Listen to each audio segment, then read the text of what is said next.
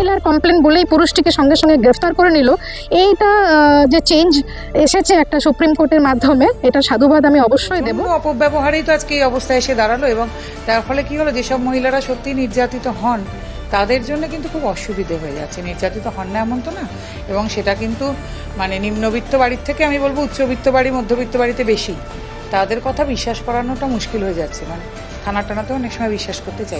কথাটা যাতে মিসইউজ আর না করা হয়, সঠিকভাবে বিচার পদ্ধতি যেন এগোয়, সেই কারণে এটিকে কুলিং পিরিয়ডটা রাখা হয়েছে। এবং সঠিক যারা মানে কি বলে, যারা সত্যিকারের অভিযুক্ত, যারা সত্যিকারের দোষী, তারাই যেন শাস্তি পায়, এই জন্য এই 2 মাসে এটা দেওয়া হয়েছে এবং আমরা তাকে খুব সম্মান জানাই। যারা আসল অভিযুক্ত তাদের বিরুদ্ধে কড়া ব্যবস্থা নেওয়ার জন্য একটা প্রাথমিক তদন্ত হওয়া দরকার।